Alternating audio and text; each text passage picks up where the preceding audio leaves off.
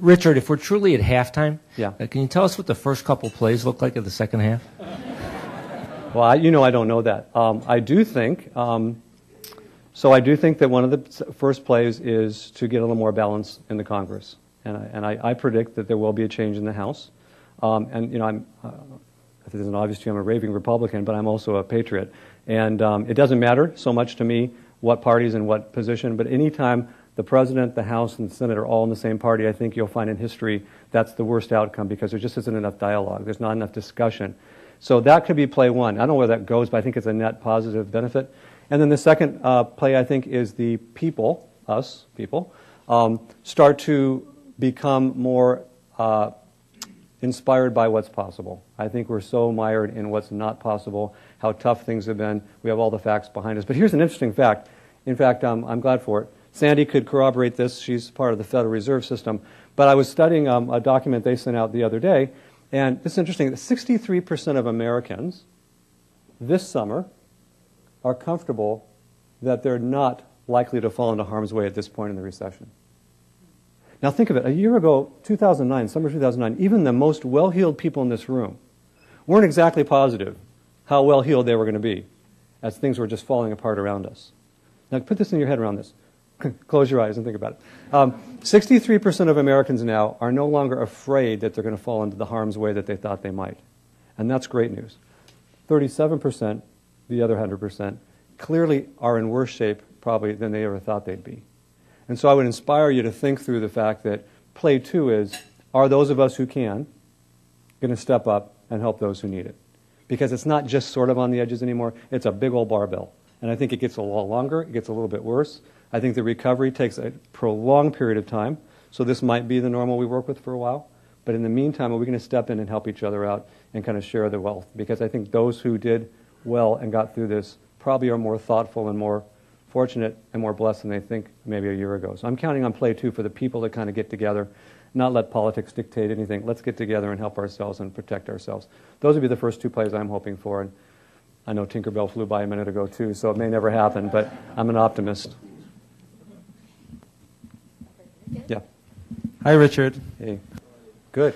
I'm one of those guys that is constantly watching our stock price. Yeah. I'm just a stock watcher. Right. And every time it dips a little bit, I think, gosh, what is U.S. Bank doing wrong? Why does our stock, fluctuate? Yeah. What can you tell us, about what the company is doing to ensure that, the stock obviously is safe, of course, but, Gotcha. To just let us know that it's going to perform as best as it can. Great. Now, you're all going to be insiders now. If I give you anything that you're going to have to shoot me first and shoot you all next. Look, a stock is a reflection of a market's belief in its future. It has nothing to do with the moment in time. And so what you really have, U.S. Bank stock trades at $24 today. Someone out in the world says, I've got $24. I can put it with you guys because I think in a number of months, years, decades, it'll be worth a lot more. Or I can go over here and buy a CD with it, or I can put it into Boeing or something else. So first of all, it's a matter of options. Then the company itself needs to demonstrate that there's a long-term future that's beneficial to that investor. One comes in the form of dividends, the gift that gives all the time, and the other one is the stock price appreciation. So on a given day, even a given week, you shouldn't manage the impressions of any company unless there's news. But I do think that your best evaluation is right after the earnings season, and to see whether maybe a few days after that, when all the peers have all announced their earnings in whatever category, then you can see which stock did the best over that last 1 week or 2 week period, and you'll see how the market reacted to its new understood future, because it's all about the future. Lastly, what I'd say to all of you is the stock market, there's a lot of musing about this in the last 24 hours. It's in the Wall Street today. It's on TV last night. People are saying, why is it that the market is doing okay and the economy seems so poor? What's that disconnect? And what I'd say to you is, the real issue is the core people in the stock market for the last couple of years are the same core people that were there a couple of years ago. We're not seeing a lot of new people coming in. We're not seeing a lot of people leave. And what's interesting is the whole stock market moves on the margins. 95% of it is core that just moves along. It's all that happens outside that matters. What it's saying is the people that are in it are sticking with it. They're not running. But we're not getting a whole lot of new entrants. So there's not a lot of confidence that the economy is getting better. But it doesn't mean the market has to fall. It just means it won't grow where it could until people start feeling good about the future. So the market's usually the best bellwether for future, and any moment in time, it's not a very good read. Bill, you guys could challenge that all day long, but that would be my thought. Yes, Hi, Mr. Davis. Thanks for being here. sure.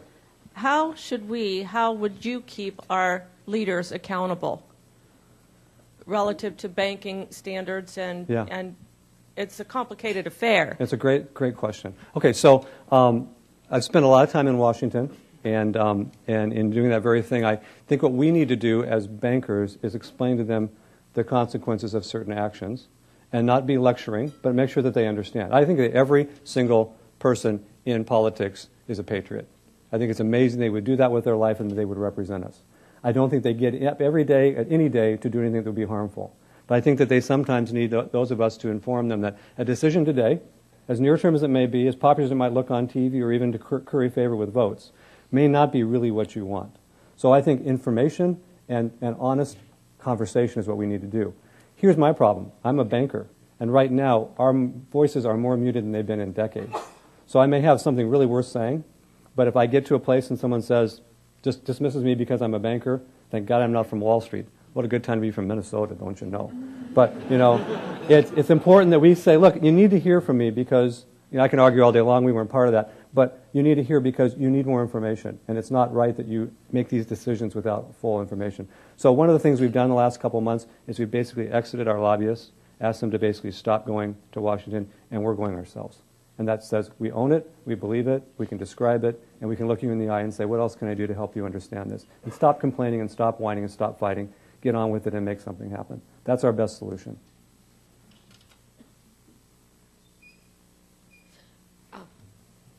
One here. Excuse me. Oh, Don, I'm looking over here. Change of role. The present stature of the Congress among the people, as polls have it, is pretty low. Right. If you were their coach, what would you suggest they might do? Okay. Is this the part on video too? Not kidding, actually. I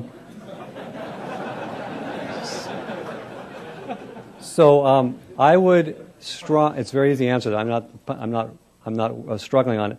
I would encourage them to welcome more of us in to offer our ideas.